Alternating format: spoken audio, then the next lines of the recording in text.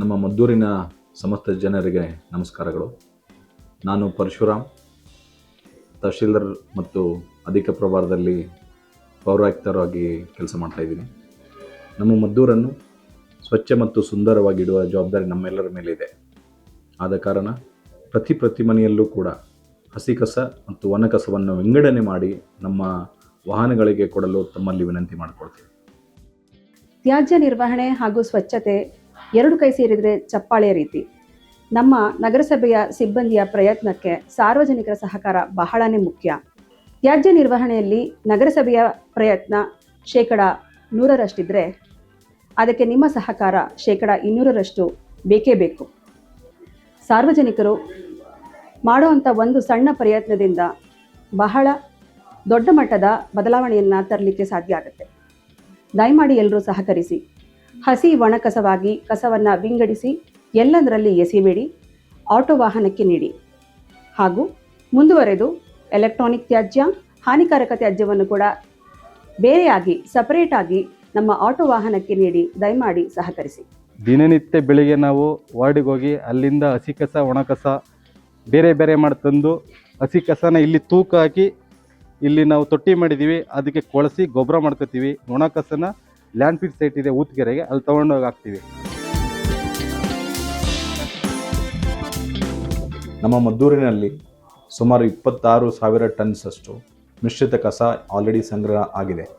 ಅದನ್ನು ವಿಂಗಡಣೆ ಮಾಡಲು ನೀವು ಕಟ್ಟಿರುವಂಥ ಟ್ಯಾಕ್ಸ್ಗಳನ್ನ ಬಳಕೆ ಮಾಡ್ತಾ ಇದ್ದೀವಿ. ಹಾಗಾಗಿ ತಾವೆಲ್ಲರೂ ಹಸಿ ಕಸ ಮತ್ತು ಒಣ ಕಸವನ್ನು ಸಪ್ರೇಟ್ ಮಾಡಿಕೊಟ್ರೆ ಆ ಅನುದಾನ ಏನು ಉಳಿಯುತ್ತೆ ಅದನ್ನು ನಾವು ಬೇರೆ ಅಭಿವೃದ್ಧಿ ಕಾರ್ಯಗಳಿಗೆ ಬಳಸ್ಬೋದು ಅಂತ ತಮ್ಮಲ್ಲಿ ಎಲ್ಲರಿಗೂ ವಿನಂತಿ ಮಾಡ್ಕೊಳ್ತೀವಿ. ನಾನು ಸುನಿಲ್ ಕುಮಾರ್ ಅಂತ ಮದ್ದೂರು ನಗರಸಭೆಯಲ್ಲಿ ಸ್ಯಾನಿಟರಿ ಸೂಪರ್ವೈಸರ್ ಆಗಿ ವರ್ಕ್ ಮಾಡ್ತಾ ಇದ್ದೀನಿ.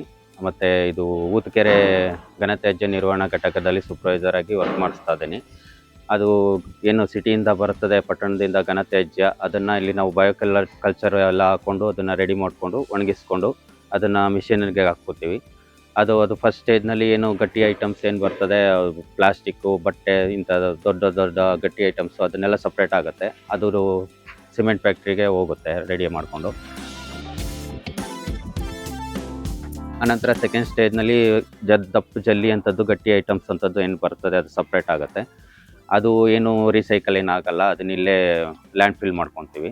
ಆನಂತರ ಥರ್ಡ್ ಸ್ಟೇಜಲ್ಲಿ ಇನ್ನು ಸಣ್ಣ ಜಲ್ಲಿ ಥರದ್ದು ಮಿಕ್ಸೆಡ್ಡು ಗೊಬ್ಬರದ ಥರ ಬರುತ್ತೆ, ಅದನ್ನು ಮತ್ತೆ ಇನ್ನೊಂದು ಸರಿ ರೀಸೈಕಲ್ ಮಾಡ್ಕೊತೀವಿ. ಆಗ ಫುಲ್ ಎಲ್ಲ ಜಲ್ಲಿ ಮಣ್ಣು ಆ ಥರದ್ದು ಸಪ್ರೇಟಾಗಿ ಹೋಗುತ್ತೆ. ಅದನ್ನು ಕೂಡ ನಾವು ಲ್ಯಾಂಡ್ ಫಿಲ್ ಮಾಡ್ಕೊತೀವಿ. ಲಾಸ್ಟ್ ಸ್ಟೇಜಲ್ಲಿ ಪ್ಯೂರ್ ಗೊಬ್ಬರ ಬರುತ್ತೆ. ಆ ಗೊಬ್ಬರ ಏನು ಮಾಡ್ತೇವೆ, ಅದೆಲ್ಲ ಟೆಸ್ಟಿಂಗ್ ಎಲ್ಲ ಆಗಿದೆ, ಅದು ಜಮೀನಿಗೆ ಯೂಸ್ ಮಾಡಲಿಕ್ಕೆ ಯೋಗ್ಯ ಅಂತ ಎಲ್ಲ ರಿಪೋರ್ಟ್ ಬಂದಿದೆ. ಅದು ರೈತರಿಗೆ ಕೊಡಲಿಕ್ಕೆಲ್ಲ ವ್ಯವಸ್ಥೆ ಮಾಡಿದ್ದಾರೆ. ಈ ಹಸಿ ಕಸ ಒಣ ಕಸ ಅನ್ನುವಂಥದ್ದನ್ನು ಬೇರ್ಪಡಿಸಿ ಮಾಡೋದ್ರಿಂದ ಭಾಳಷ್ಟು ನಮಗೆ ಸ್ವಚ್ಛತೆ ಮತ್ತು ಇದನ್ನು ಬೇಗ ನಿರ್ವಹಣೆ ಮಾಡಲಿಕ್ಕೆ ಭಾಳ ಅನುಕೂಲ ಆಗ್ತದೆ. ತಾವೆಲ್ಲ ಇದನ್ನು ಗಮನದಲ್ಲಿಟ್ಕೊಂಡು ಹಸಿ ಕಸ ಒಣ ಕಸನ ಬೇರ್ಪಡಿಸಿ ಕೊಡೋದ್ರಿಂದ ಭಾಳಷ್ಟು ಕೂಡ ಸಹಕಾರಿಯಾಗ್ತದೆ. ಇದನ್ನು ಕೂಡ ತಮ್ಮ ಎಲ್ಲರ ಸಾರ್ವಜನಿಕರ ಜವಾಬ್ದಾರಿಯಾಗಿರ್ತದೆ.